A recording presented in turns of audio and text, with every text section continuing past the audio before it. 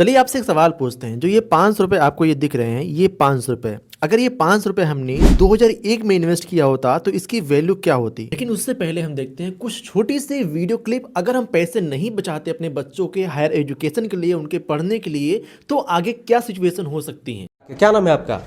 मेरा नाम दिलीप बंसदा है। पापा क्या करते हैं आपके?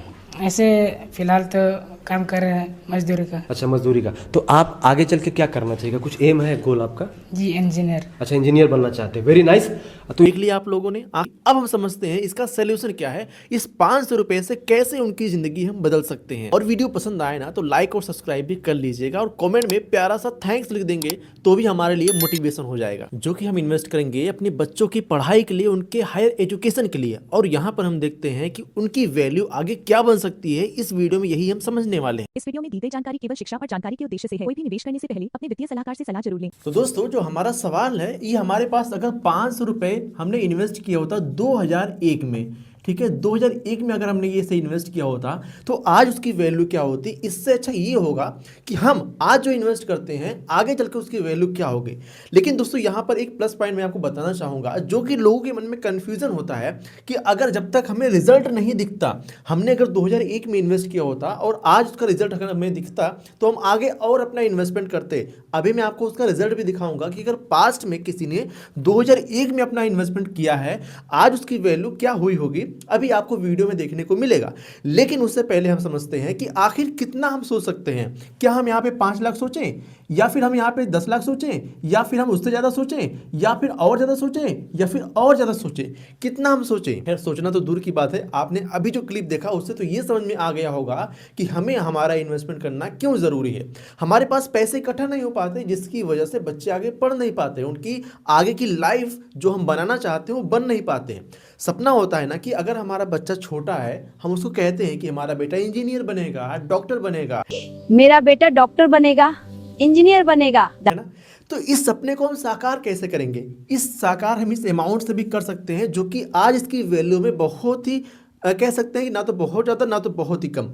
आने वाले समय में इसकी वैल्यू और ज़्यादा कम होती चली जाएगी। मतलब जितना सामान आज आप 500 रुपये में लेते हो, आने वाले समय में उसी सामान को लेने के लिए आपको 4000 5000 भी खर्चे करने पड़ेंगे। तो ये 500 अमाउंट बहुत ही छोटा लगने लग जाएगा। लेकिन अगर इसी अमाउंट को हम कंटिन्यू इन्वेस्ट करते चले जाते महीने वाइज, या फिर इसमें थोड़ा सा बढ़ाकर इन्वेस्ट करते चले जाते हैं, तो क्या वैल्यू बन सकता है हमारे लिए, देखेंगे इस वीडियो में। अब अगर हम यहाँ पे इन्वेस्टमेंट करने अपने आते हैं, हमारे पास कुछ समस्याएं आती हैं, जो यहाँ पे मैं आपको नोट करने वाला हूँ। और मैं कह सकता हूं कि ये समस्याएं ये आपकी भी होंगी, और आप भी इसलिए नहीं इन्वेस्ट कर पाए होंगे। और हमारी समस्या क्या है कि हम आपको व्हाइट बोर्ड पर समझा रहे हैं, जिसकी वजह से आपको विजुअल और अच्छे तरीके से नहीं दिखा पा रहे हैं। आपका प्यार रहेगा तो हम डिजिटल बोर्ड भी लेकर आएंगे, ठीक है। समस्या पहले दोस्तों क्या देखते हैं। सबसे पहले दोस्तों समस्या आती है कि पैसे हमारे पास नहीं बचते, ठीक है, पैसे नहीं बचते। ये हमारी सबसे बड़ी समस्या होती है, और इसको हम कैसे सॉल्यूशन इसका ले सकते हैं अभी आगे आपको वीडियो में देखने को मिलेगा।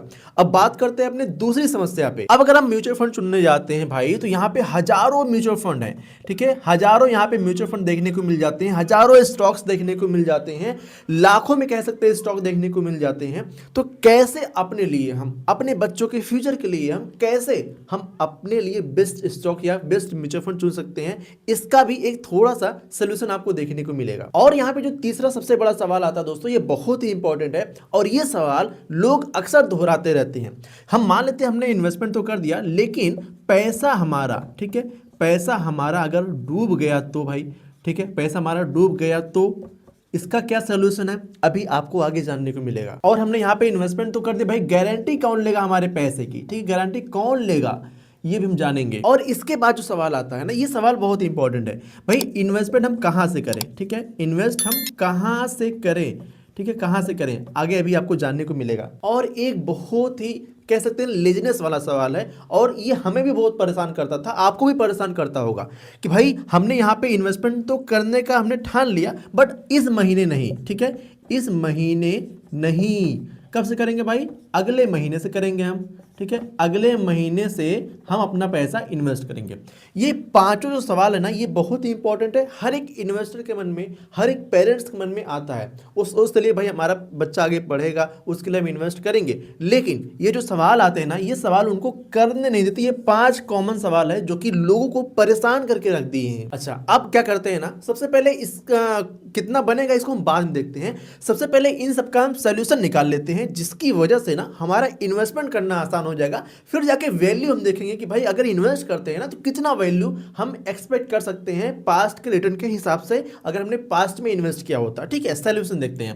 सोल्यूशन कुछ बहुत ज़्यादा नहीं है, आपने ऑलरेडी देखा होगा वीडियोज़ में, लेकिन सही तरीके से सही डायरेक्शन में आप देखेंगे तो ज़्यादा अच्छा होगा। अब देखिए, पैसे नहीं बचते ना, इसका दोस्तों एक ही रीज़न है। हमारे पास जो भी पैसे आते हैं सबसे पहले हम क्या करते हैं, खर्चे करते हैं। जिसका उधार लिए उसका उधार चुकाते हैं, ईएमआई आती है उसको चुकाते हैं, खाने पीने में खर्चे करते हैं कि भाई महीने भर से हम लोग पैसे नहीं थे इसलिए कुछ नहीं कर पा रहे थे, चलो एक बार घूम आते हैं, खा पी लेते हैं, खत्म हो जाते हैं पैसे। लेकिन अब देखो, मैं मना नहीं कर रहा हूँ यार, लाइफ है, इंसान खर्चा करेगा, लेकिन खर्चा एक तरीके से करेगा तो ज़्यादा अच्छा होगा। कैसे? देखो, यहाँ पे एक रूल होता है, आपको पता होगा 50, 30 एंड 20 का रूल। ठीक है, इस रूल को आपको स्ट्रिक्टली फॉलो करना है, मतलब करना ही करना। आपको क्या करोगे, आपको इतना पैसा जो है ना, ये अलग आपको सेविंग अकाउंट में रख लेना है। ठीक है, अलग सेविंग अकाउंट में आपको ये रख लेना है। इसको करने से क्या होगा ना, जैसे मान लेते हैं एग्जांपल के लिए, आपने यहाँ पर 20,000 एक महीने में कमाए, एग्जांपल के लिए, आप 50 भी कमाओगे, आप 10 भी कमा रहे होगे, जो भी आपकी इनकम होगी, इसका आप 20% निकालोगे, यानी 4,000 रुपये ये आप निकाल कर अलग अकाउंट में रख लोगे। या फिर जैसे आप कैश में सैलरी मिली 4,000 निकाल के अलग रख दो, मतलब आपके पास सिर्फ और सिर्फ 16,000 रुपये बचे हैं। बस आपको 20,000 पे ध्यान नहीं देना, आपको ये लगना चाहिए कि भाई मेरी इनकम बस 16,000 है और इसी में हमें सब कुछ करना है। अब अगर आप ये करने लग जाते हो ना, ये मेरा टेस्टेड फॉर्मूला है, ये आप यहाँ पे बचा लोगे। इस पैसे को बचाकर आप अलग अकाउंट में रख लोगे, और या तो आप उसको अलग निकाल कर किसी को दे दोगे, मतलब अपने घर में ही दोगे भाई, किसी को नहीं दोगे। तो यहाँ पे ये 4,000 आपका अलग हो गया। अब ये 4,000 रुपये आपके इन्वेस्टमेंट के लिए तो बच जाएगा। लेकिन अब यहाँ पे हमारा अगला सवाल आता है कि हजारों म्यूचुअल फंड है, कौन सा चुनेंगे हमारे लिए, कौन सा सही होगा, हमारे बच्चों के लिए सही होगा। अब देखिए, यूट्यूब पे और सेबी की गाइडलाइन के अनुसार हम यहाँ पर डायरेक्टली आपको म्यूचुअल फंड नहीं बता सकते कि आपको इन फंड में इन्वेस्ट करना चाहिए, लेकिन आपको एक चीज़ समझना आना चाहिए कि आप किसी के बताए हुए बिना रजिस्टर्ड से सलाह मत लीजिए। जो रजिस्टर्ड हो उन्हीं से आप पूछिए। मैं आपको एक थोड़ा सा ओवरव्यू दे सकता हूँ किस तरीके से फंड को चुनते हैं। सबसे पहला दोस्तों यहाँ पर चीज आती है कि कौन सा म्यूचुअल फंड चुने, हमारा यहाँ पे गोल क्या है। ठीक है, हम किस लिए अपने पैसे को इन्वेस्ट कर रहे हैं, हमारा टाइम होराइजन कितना है, हमारा रिस्क टॉलरेंस कितना है। ठीक है, इन चीजों को हम देख लिए। फंड की पास्ट परफॉर्मेंस कैसी रही है, पास्ट में इसने कैसा परफॉर्मेंस बना के दिया, जब मार्केट गिरी थी, करेक्ट हुई थी, कितना परफॉर्मेंस हमें देखने को मिला था। साथ में आप जो सेबी रजिस्टर्ड एडवाइजर उनसे सलाह ले सकते हैं।